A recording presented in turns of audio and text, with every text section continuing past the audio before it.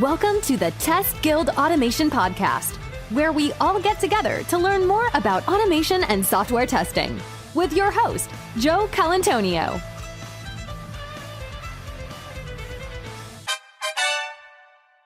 Hey, it's Joe, and welcome to another episode of the Test Guild Automation Podcast. And today we'll be speaking with Ido Cohn all about behavior-driven testing and much more.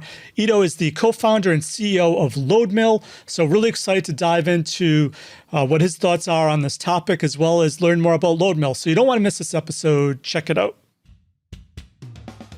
The Test Guild Automation Podcast is sponsored by the fantastic folks at Sauce Labs, the cloud-based test platform that helps ensure you can develop with confidence at every step, from code to deployment, for every framework, browser, OS, mobile device, and API.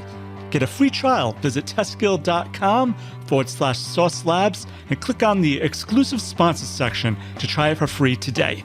Check it out. Hey, Ido, welcome to the Guild. Hey, Joe. Thanks for having me. Super excited to be here. Oh, good. Great to have you. It was a really short bio I gave for you. So before we get into it, is there anything in your bio that you want the Guild to know more about? No, I think, so I don't know. I started my career as a test automation and QA engineer. So I feel like I've sort of like a part of this community for a really long time. I also listen to your podcast now pretty often. So no, I think it's nothing special to add. Awesome. So in the pre-show, I believe we talked about some main topics, or your assistant and I talked about some main topics. And something that came up that was interesting, and I'm curious to know your thoughts on it, is what are your thoughts on the test pyramid? Is it still relevant as we go into the new year? Mm-hmm. Yeah, I mean, so that's I like to talk about it pretty with most of the customers, and I think it's like a super interesting topic. So obviously, it's not like one size fit all. It's not perfect for everyone, but it's sort of like make us think about like the priorities and the upsides and downsides of every type of tool we're using for test automation. And I think obviously, if you have like a very UI heavy app with a little logic on the UI side, it might make sense to have more UI tests. But it's always good to try to optimize and use like the best tool for the job you're trying to do. And obviously, unit tests have a lot of benefits. So you want to have your test automation bases based on unit tests. We especially see a lot of customers that have, I would say, like too much UI testing. So they're like very heavy on the top of the pyramid. It has a lot of downsides. So first, it slows them down. Their UI tests are not always the best fit to run for every commit, for every pull request, because they may take long.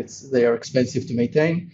And we see a lot of customers that we talk to would try to like push some of the tests, automated tests that they covered through UI testing, lower into the pyramid, and try to implement them through service layer tests, through API tests, through all that.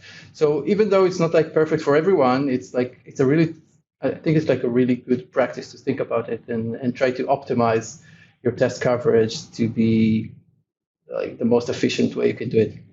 Nice. So you have a lot of customers. I speak with a lot of people. So I'm just curious to know what you've seen out in the field. Obviously, best case scenario is developers are doing testing all along the pipeline. Mm-hmm. But I think the reason why I see a lot of companies have a lot of UI tests, they have more like a tester type QA person involved, and the developer's not necessarily involved in testing. Do you see that as an issue? Is maybe why there's so many UI tests rather than other types of tests in the pipeline? Yeah, I think I've even experienced that myself because when I started, I was a manual QA, and when you get to your like first automation job, you're used to think about the product through the UI, like the customers usually do, and you're thinking about automation. So let's try to automate everything that I used to do as a manual tester and click all the buttons, just do it automatically. And once you sort of like free yourself from the thought that you have to do it through the UI, you understand that if you have like, I don't know, maybe a form, but it has like hundreds of variations, I don't need to actually like re-click the form every time. I can do it like automatically through the backend. So you start to understand that there are like other layers you can automate through. And also, I think so because in many companies, also the automation engineers also went through this transition, being first manual QAs and then transitioning to automation. I don't know. It's sometimes hard for them to look at the back end of the application, to understand the APIs involved. And actually, this is something we're trying to do at Loadmill to really help them look at the back end APIs, understand what they're doing. Also, when you're trying to automate stuff, UI scenarios are very replayable. So every time you click the button, it's like the same button. But if you're working with API and the values in the API and the queries are changing, it's sometimes harder to automate. So I think it's sort of like there used to be like a lot of UI testing, and a lot of companies when they start new automation projects, they start by looking at through the UI and automating through the UI. But I'm gradually seeing like the shift to like lower down the pyramid to automating more through the backend, and even more like with automation teams, something that was used to be done only by developers. And now more automation teams are also getting into the API layer and stuff like that. Yeah. Nice. So, I've been trying to promote API testing. I wrote a book in 2014 using an older tool doing API testing. But I always get into, still today, I still get into discussions, well, you shouldn't use API testing because you're not using the application like a real user would. So do you still hear that type of objection, or do you see people understanding now API testing is just part of the whole test suite, and you may have some still high-level UI tests that go through the actual forms and such as if they were a real user? Yeah, I still hear that, but I think most companies know that it's, especially if you are like an established company and you have like an automation team, it's not that you will have one tool that will fix all of your problems. You have to test through different layers. I mean, you probably don't hear that when you're talking about like unit tests. It's obviously that you have to test like the tiny bits of logic, right? Yeah, and also I think many companies discovered that it's not really scalable. Testing all the many different variations, they're like, it's impossible to do everything through the UI. And you look at there are a lot of stuff that you can do to optimize even UI testing. You can parallelize like the execution and do a lot of stuff, but it in the end it doesn't scale. If you have a form that you have to fill with like 100 variations, doing it through the UI might take like 20 minutes, and doing it through the API can take like 1 minute. So it's I think I think more people are coming to understand that, but still the adoption is not where I would expect it to be.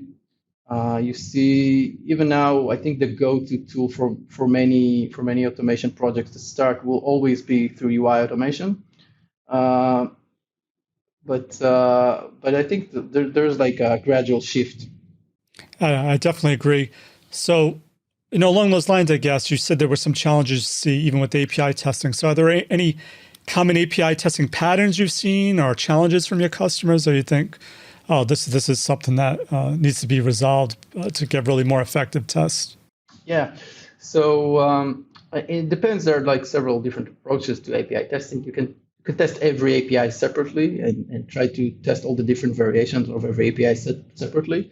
But then it sometimes kind of get hard to like set up the data to be able to test the application this way.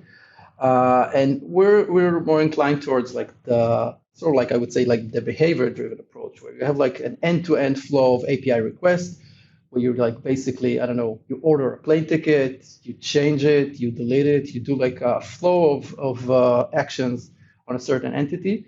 And when you come to do that, you get like, you face a few challenges. So like the first challenge is not all the internal APIs are always like very well documented. So if it's like an external API that's used by external customers, it usually will be like pretty well documented. But the internal APIs are not always so well documented. And it's sort of like a challenge for the QA team to start to talk with the engineers, understand which API returns which value, and how do I use this value in the following API request. And I think, so this is the challenge I personally had when I was working on test automation. And this is what we're trying to solve here, basically. We're trying to like look at the recordings of API calls, trying to sort of like backtrack and analyze. So this value comes for that request, and sort of like create the test for you. So this is sort of like one of the challenges I see a lot of people facing. Also trying to like map the APIs for you and create the documentation. Show you like the list of all the APIs that you have in the system. Sometimes it exists already developed by the developers, and sometimes you have to sort of work really hard and sort of like reverse engineer your own application to understand which APIs are being used.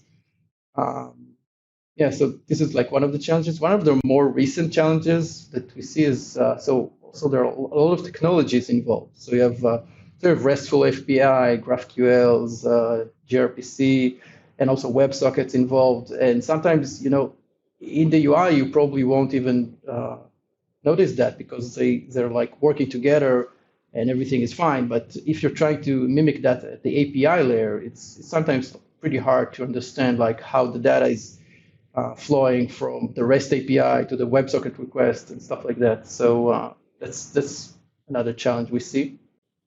Nice. So you mentioned a recorder. So I know that when I speak to a lot of folks, when they're doing microservices and they're trying to do a flow, they don't know, like you said, it's not documented. They don't even know what dependencies are on a particular API that calls out to another API. Mm-hmm. So what is this recorder? Can you talk a little bit more about the recorder you mentioned?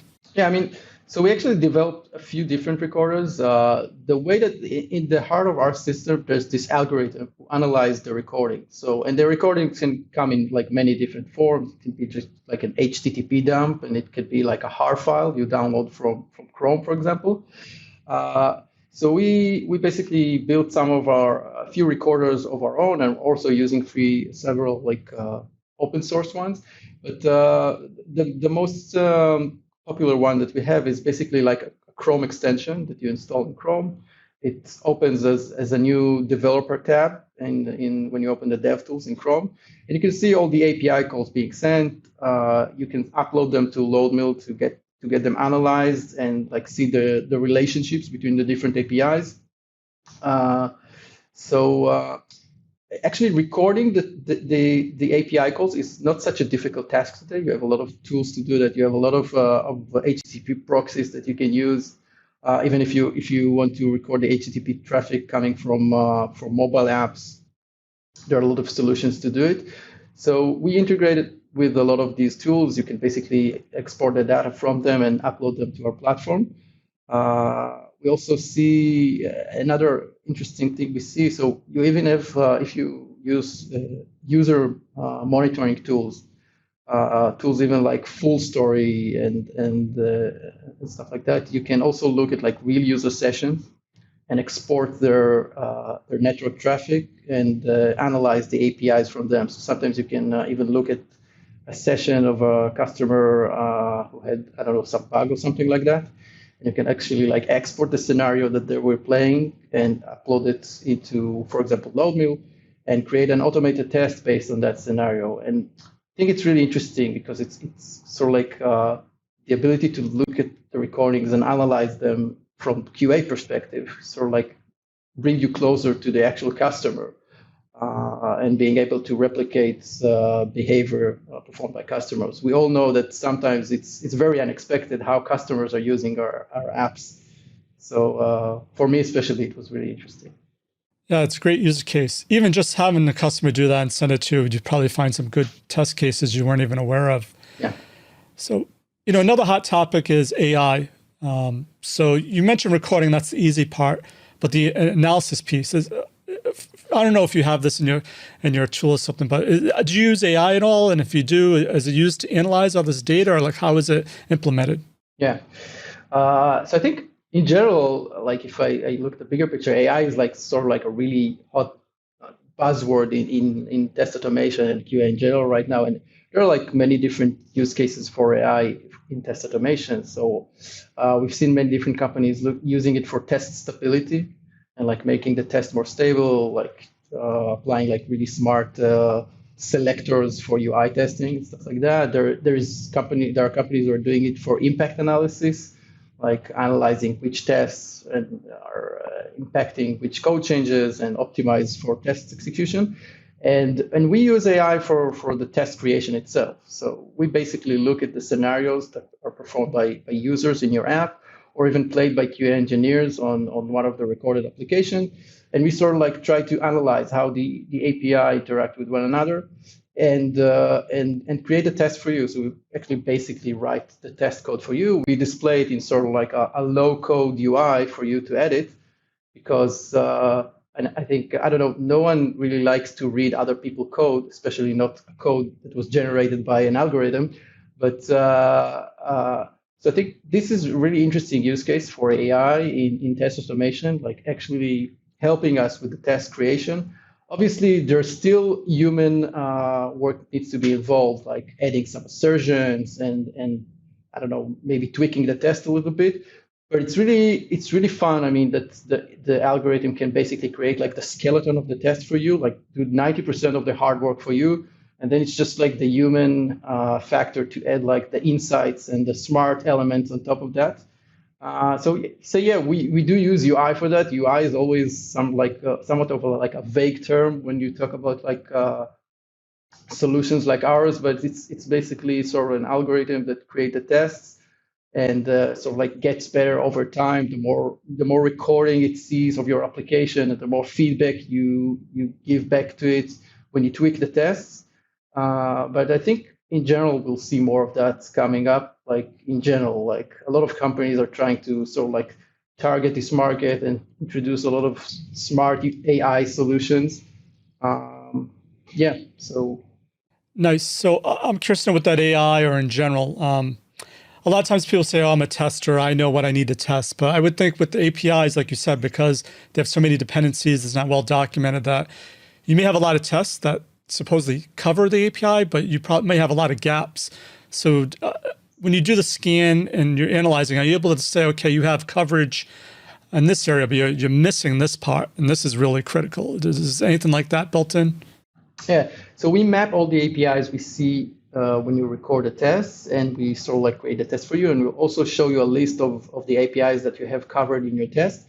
So we can tell you what we did see and what you have tests for, and it is something we're going to put a lot more emphasis in the future. One thing we don't know is if you have APIs that you didn't record through us, so they don't know that they exist because we don't integrate like from the side of the code. We actually like just see the network layer. So we only see like the actual behavior that happens. It's also raises a lot of questions about like, will Loadmill help me catch, I don't know, bugs in scenarios that no user ever performed? And so the answer for that is, first, is it important to catch? Is it like the top priority for us to catch bugs in scenarios that no one ever performed? So I would say it's still important, but the toppest priority for us is to actually like be able to simulate the user behavior to catch bugs in what they actually do daily.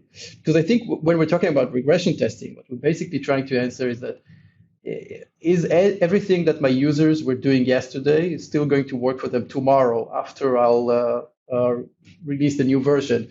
And you always have to prioritize. You can't test for everything. And if you have to prioritize, I believe that you have to prioritize for what your users are actually doing. So obviously it is interesting to catch like edge cases in very rare conditions, but I guess you will still need human beings to be able to do that. So yeah. Nice. So are developers involved at all with this? Like when they write code, do they get feedback if it's an API quicker? Because a lot of times people say, oh, there's too many tests, it's slowing me down for checking in code. Is there any type of integration where developers get faster feedback because it's already checking it as they're maybe merging up or something? Yeah. So we do work with some developers who are like adopting like the full ownership model, or the developers themselves are writing the tests. And we still see a lot of teams that are working with like dedicated QA engineers. But I have to say that in order to run API tests, you have to have like a deployed environment. Unlike unit tests, they can't run like against static code, right? So we can do that if you have like a locally deployed environment, sort of like a hot reload. Every time you reload the code into your like local server or something like that, we can run the tests. We have sort of like an integration to do that. But I have to say that most of the time, the tests that we create are like best fit to run in the CI. Especially, we see a lot of customers running them against like dynamic deployed environments where you have maybe for every pull request on GitHub or GitLab, they automatically deploy a new environment with the change, and then they automatically run the API tests against it. So it's still pretty fast feedback. You don't have to wait, I don't know, all the way to the staging environment or something like that. And you see it as sort of like you can't merge a pull request until these tests are passed. And also, API tests run pretty fast, and usually you won't see you can see like hundreds of tests running in sort of like, I don't know, 5 minutes. So I feel it's not too long to wait for before merging a pull request if you have to wait 5 minutes. It's sometimes, if you have like UI tests that are running for 30 minutes, it might be a hassle to wait for them. But yeah, so it's sort of like an in-between thing between unit tests where you run them locally even before you commit, and these are the tests that you run before you merge your pull request. Nice. So yeah, like you said, it's faster validation for every code change almost, where they're not waiting around, but they're getting that feedback that they need. Awesome. So another hot topic always is testing in production. Don't know if you have any thoughts on it. Do something you recommend, or something you see your customers doing? Yeah, I mean, so obviously testing in production is a big thing. I mean, a lot of customers are talking about it. We like to say that what we're helping customers are doing is basically like bringing the production environment into the testing environment, because we can like capture user scenarios from the production environment and bring them into your testing environment. But we still do see customers actually using our test to test in production. It has a lot of complications involved with that, because if you want to test in production, there are like security and stability issues involved. You don't want to mess with the production environment too much. But we do see that happening, and I think you want to make sure that what you're doing is actually working for your customer. You'll have to test it in production. Maybe not all of your test cases, but still maybe like your sanity suit. I think I know that it's I don't know, it got somewhat unpopular lately, but I still really believe in good staging environment. We've talked with a few companies who've built like amazingly realistic staging environments where they have like all the services deployed. They have real data, simulated data, and in the staging environment, and they're getting like really good results from that. So I still believe that you can get a lot of value from the staging environment, and it's worth investing in. But yeah, sometimes you want to make sure that what you're doing actually works in the production environment. So we see customers doing that. No, that's a great point. I've been approached by a lot of different companies now that have environments as a service. And they focus on staging, be able to throw up these environments really quick and tear them down. It really makes sense nowadays. And back in the day when you actually had to have bare metal in place, for sure. Yeah, I mean, it's pretty easy to achieve today. I mean, there are like amazing tools to do it. There are a lot of companies, and we have that internally. And I actually can't imagine my life before we had like a dynamic like testing environment where I can just like change something in the code, deploy a test environment. It's also like you can give it to the product manager to have a look. Is this actually what you meant? It's extremely useful, and it's extremely useful for test automation. You can run your API test, your UI test against these environments. I'm a big fan of this approach. Nice. So, I should have dove down into this a little bit more. So I just want to switch gears. You did mention you started off as a QA engineer. And I love speaking to founders that were actually engineers. So what made you create Loadmill? Was it something you were noticing as a QA engineer and you said, oh, I could do this better? Or what was the path or your story from going from QA engineer to, say, founder of Loadmill? Yeah. So yeah, I started in a QA as a manual QA engineer, and then I switched to test automation, and after that I was a developer in a startup called Nolio. We're also sort of like a DevOps platform for the enterprise. And we were later acquired by CA Technologies, and then I was an engineering manager there. And so it's not that I came up with all these ideas when I was a QA engineer, but I think just starting my career as a QA engineer gave me like a really interesting perspective into to how the work of a QA engineer looks like. And we're talking about like giant Excel sheets with manual tests that you have to go over every day. And then when you do that, you understand how important is automation, because you when you actually experience doing like day-to-day the job of manually testing a lot of different features, it's become completely obvious to you that you have to automate it, or at least some of it. And when we had engineers working on test automation back then, it was written in Python and in the robot framework. We saw that a lot of the work they were doing was sort of like repetitive. So they're basically like writing these API tests, integration tests, and there was a lot of dirty work involved, like basically doing a lot of the work again and again. And there was a lot of back and forth talks with the developers, how this works, and you try something and it doesn't really work for you. And then the developer changes it and your test breaks. So I really experienced the pain of creating that. And also I found myself like constantly, when I was an engineering manager, feeling that we don't have enough test coverage. You always feel, at least we did, that we don't have enough test coverage, that we have too many escape bugs that are getting to production.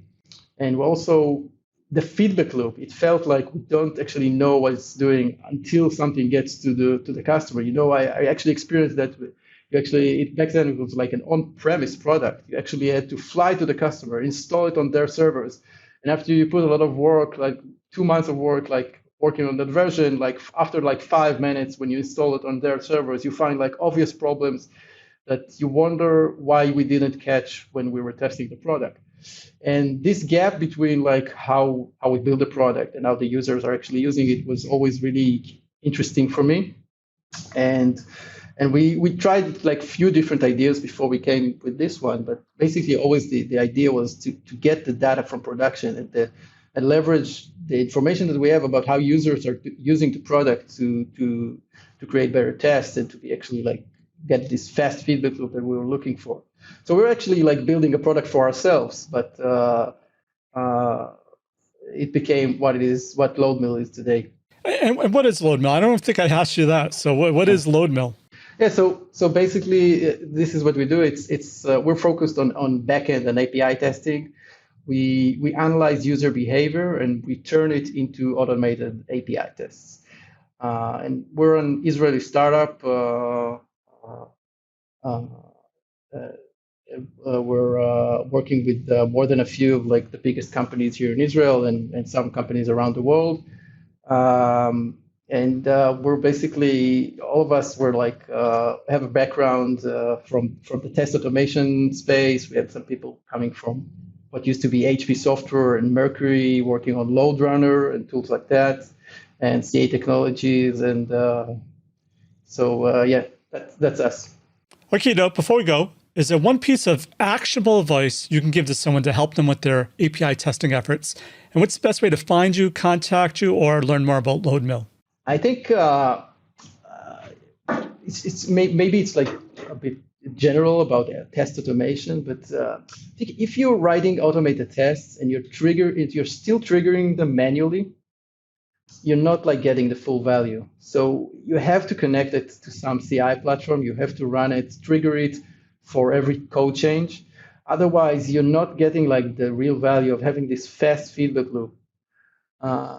Because the way I see it, we know that tests are about like quality, but it's not, for me, it's also like about agility and the ability to move fast. We obviously won't compromise for quality. We want like the best quality for our product, but for me, like these automated tests are like this fast feedback loop where you change something and you immediately know that you didn't break anything and you can move forward.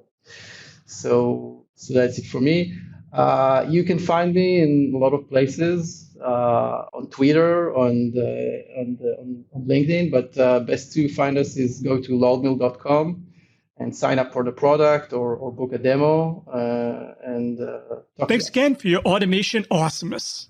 The links to everything of value we covered in this episode, head on over to testguild.com A406. And while you're there, make sure to click on the Try for Free Today link under the exclusive sponsor section to learn all about Sauce Lab's awesome products and services. And if the show has helped you in any way, why not rate it and review it in iTunes? Reviews really help in the rankings of the show, and I read each and every one of them. So that's it for this episode of the Test Guild Automation Podcast. I'm Joe, and my mission is to help you succeed with creating end-to-end, full-stack automation awesomeness. As always, test everything and keep the good. Cheers. Thanks for listening to the Test Guild Automation Podcast. Head on over to testguild.com for full show notes, amazing blog articles, and online testing conferences. Don't forget to subscribe to the Guild to continue your testing journey.